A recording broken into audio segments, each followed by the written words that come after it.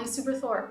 Welcome to my channel, where I offer bite-sized tutorials in calligraphy, hand lettering, and illustration, and specialize in the Procreate app for iPad Pro. Today I'm going to show you how to create this intricate border illustration in Procreate using just a handful of repeated illustrations. I'm going to start with some really simple designs, so this is something that actually anyone can do, whether you consider yourself an illustrator or not. So here's what I started with. It's just a bunch of really simple pieces of line art that I made. I have this hand here, two birds, which, like you can see, these are pretty amateur. We're not talking about any detail at all, just really simple line art. Have a medium size and a small that are similar style, just slightly different positions.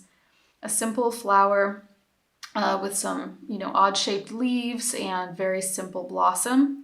Two very simple kind of abstract leaf shapes, then this flower or flower bud shape, and another type of blossom. So these 7 pieces of line art are going to get combined to create that whole border design. Right now, each of these items is on its own layer, and honestly, because I just want to be able to quickly select and drag, I'm just going to flatten them onto a single layer by grouping them all together. Swipe right to select, group them, then when they're grouped, tap once and hit flatten, and now this single layer contains all of my line art. Now we're going to be using symmetry guides, and I'm going to turn them on now so that we can actually see the guideline we'll be working with. Come over to Canvas, Drawing Guide, turn it on, and you'll see this grid to start with. Then hit Edit Drawing Guide, come over to Symmetry, Options, Vertical. Don't have rotational symmetry on, but do have assisted drawing on. So now all I'm going to do is fill up one side of my canvas, not the whole thing. And then when I do my illustration, it's going to be duplicated over to the other side. So I'm going to take my selection tool, and while I'm on my line art side, I'm going to just quickly drag and drop these relatively, just on the one side and relatively close to the edge.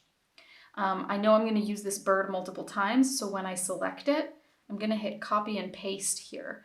And now, now I have 2 of them. They're on separate layers, and I may as well just flatten them too. I'll tap once and hit merge down. I think I want this little bird guy to be sitting on top of her hand.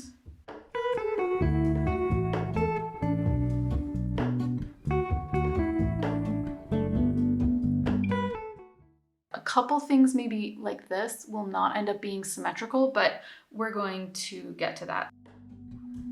Hello, Ramona. I can't shake the simplest feeling beyond the ghost. One thing I'm going to do, and just take a pause here, is I want to just add a tiny bit of placeholder text right around here, because if I make this into a greeting card or a notebook or something that's going to have a title, I want to save space for that. So it'll be roughly in this region, I think. Yeah, so if I come over here to my wrench icon and I go to add text, let's turn this into like a little thank you card. So I tap my text features, and I'm going to come over and make this like a nice cute serif font. Maybe this Dido, all caps, pretty kerned out, and small. Cool. And now if I place this like in the center of my canvas, I can work around it, knowing that I could change that to happy birthday or the word notebook or something like that. I'm going to just sketch in, rather than doing the copy paste thing, I'm going to sketch in a few more things and copy paste some more things, but like these circles here, I'm going to create like very rough sketches of some similar ones. And maybe put the stems, now kind of curved around the other pieces of line art, but I'm not going to actually create any new types of illustrations. I'm still taking the same general shapes. So like we're going to replicate roughly this shape over here. Hello, Ramona. I can't shake the simplest feeling beyond a ghost. We stand on the opposite shore. And just add some more really small leaves throughout to fill in any remaining gaps. I reach through mysterious ceilings, my only hope. I look for the things I don't know.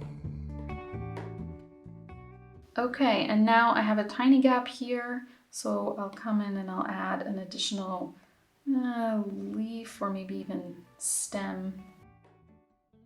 I might wait until the next step when there's like more color fill to finish that area. We'll see. We'll leave it like that for now. Now I have a new blank layer and I'm just going to reduce the opacity of my pencil layer quite considerably. And I'm going to choose any fun color. Let's go with dark purple. And I'm coming over to my monoline pens. I'm going to use this Molly's Truest monoline because I want a very smooth line. Yeah, in fact, let's do this almost monoline because I want just a very slight amount of pressure sensitivity on the fine points. So now on this new blank layer, I'm going to tap once and hit Drawing Assist. And now, because I set up those drawing guides before, when I draw on one side, it gets repeated on the other side. So that's what we're going to do right now. I'm going to enlarge the size of this brush a little bit, and I'm going to enlarge it to whatever size I want my stems to be. So when I draw my stems,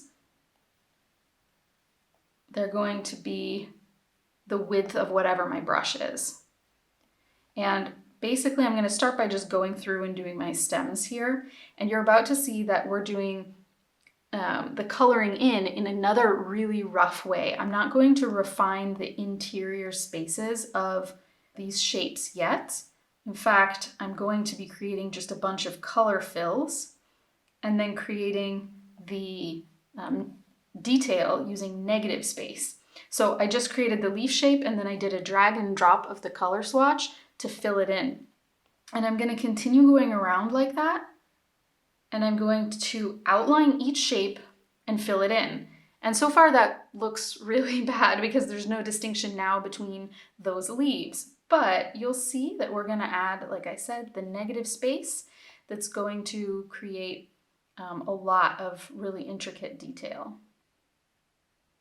So sort of refining as I go, if you refining the rough shapes. If you want to make a perfect circle, then as you draw, just hold it and it will snap to an elliptical shape. You can hit Edit Shape up at the top and change it into a perfect circle if you want. Then I'll drag and drop to fill it. Slightly refine that there. I'll do the same thing throughout, and I'll meet you back here when I'm done filling everything in.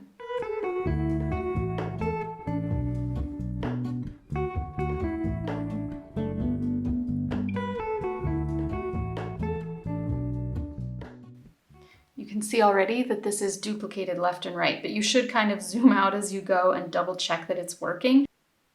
Now here in the center, watch what happens if I start to draw this one flower. It starts drawing on the left side as well. So because I want this flower to be symmetrical on the left and right sides, I'm going to draw it that way. And it's a little bit wonky compared to my sketch, but that's okay.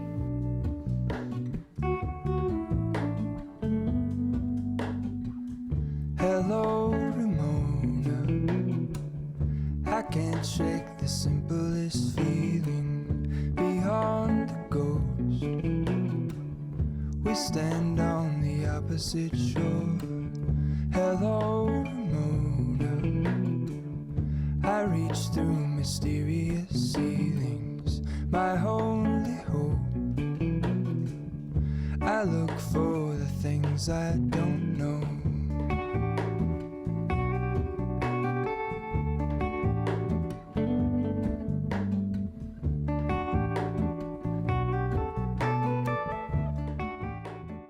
So now I have this mostly filled in, and you can see that it's just silhouettes. There's no detail still.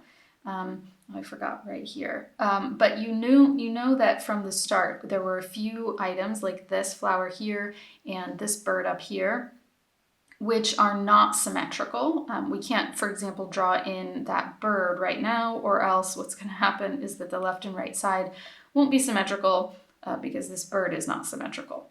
So we're going to have to turn off our assisted drawing just to finish those up and then come back and fill in the little gaps that remain. So we'll come over to our drawing layer, tap once, hit drawing assist, and now we've turned that off. And I'm just now going to continue my silhouettes of the non-symmetrical items. Those are really just the ones that fall over the axis, which in falling over the axis are not actually symmetrical.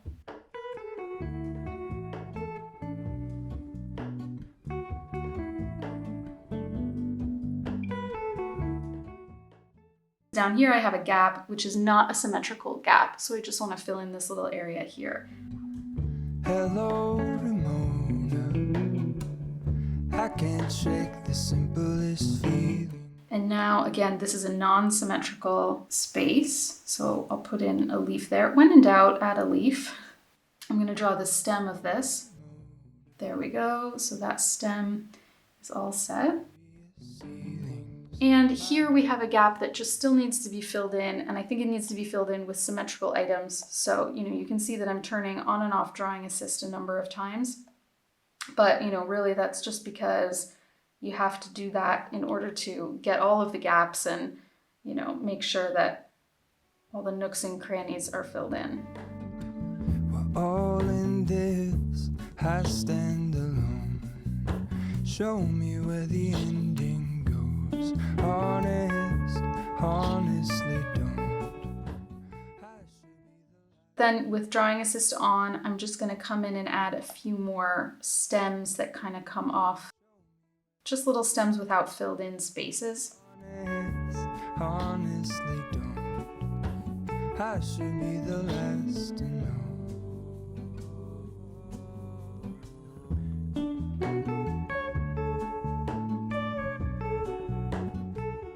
So now we have all of these silhouettes filled in, and you can see if I zoom in that, it's pretty compact. The illustration is, pretty full at this point, which is nice, but it doesn't look very good. So I'm making sure to turn off that pencil sketch underneath, and I'm going to duplicate my assisted drawing layer just so that I can save the original. I don't really need it, but just in case I mess something up, I don't know. I just always like to duplicate layers before I edit them. So we're going to tap this once and hit mask.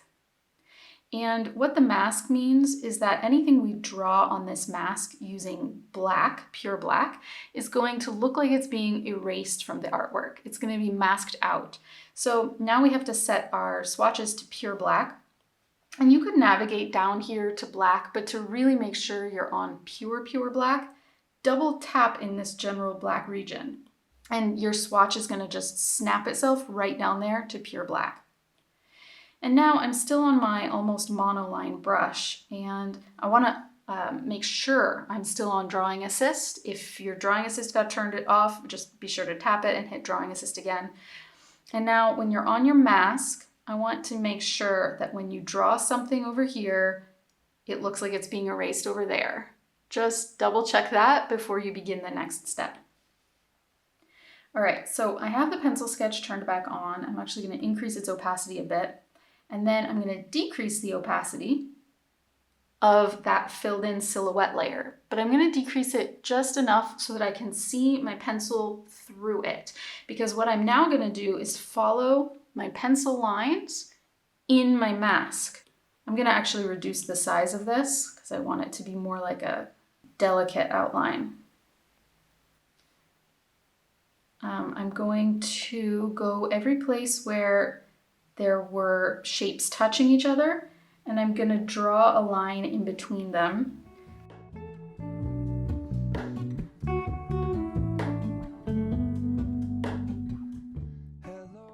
So for example, where all of these leaves actually intersect their stems, I'm creating a space in between.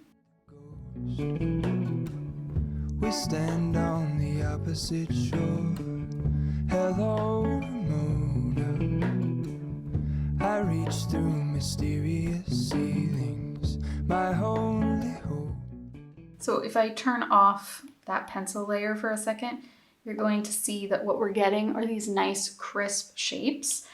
We have our dark silhouette with like these cut-ins that create separation between the stems, the blossoms. I'm cutting all of the leaves in half so that it looks like the veins of the leaves.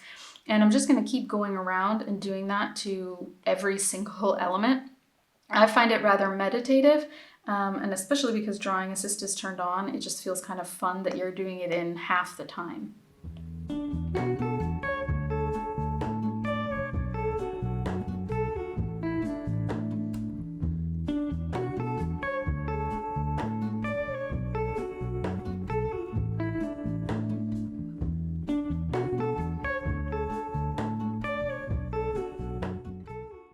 Now I just want to show you what to do if you mess up. Let's say that you mess up and it's too late to do undo, you realize it 10 minutes down the road. Since this is a mask and we're not actually erasing, all you have to do is come over to your palette, double tap in the white region to get pure white, and you just unmask that region. So you can just quickly undo your mistakes by drawing over them with white, whereas you had drawn over them with black to erase them or make them look erased to begin with. The opposite shore, hello, motor. I reach through mysterious ceilings, my only hope. I look for the things I don't know.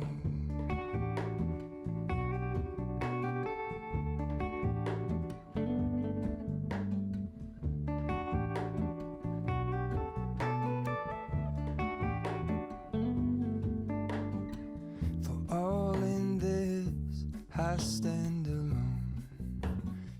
So now I have reached the end of the symmetry, and I'm just going to turn off my Drawing Assist, which turns off the mask and the layer at once, and I'll just continue with the remaining bits. Show me where the ending goes. Honestly don't. And now it's just time for finishing touches. So I'll turn up the opacity on this once more. Finishing touches are, for example, areas that look like they're really empty and you just need to add a last minute decoration, or any masking that you missed. So I'm going to start by just zooming around and seeing if I missed any masking, like anything is left as a silhouette rather than a cut up shape. So now I've just finished and I've increased my opacity again, and I'm just looking around for any blank areas. I see some that I'm going to fill in. In fact, I'll make a new blank layer so that I can turn it on and off and make sure that I really like it. I don't have Drawing Assist turned on because I want to fill up this space with non-symmetrical items.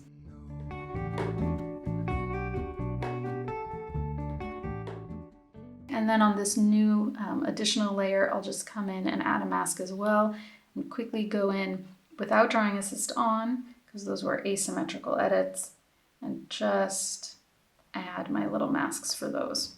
Show me where the ending goes. Now, of course, you can come in and edit your little text if you want. I think that I will edit mine. I think this font isn't quite bold enough. Show me where the ending goes. I think we could make the font something much brighter, like a gold color or something. And there you have it, a completed greeting card or notebook cover design that I hope that you can apply in terms of a technique to many other designs in the future.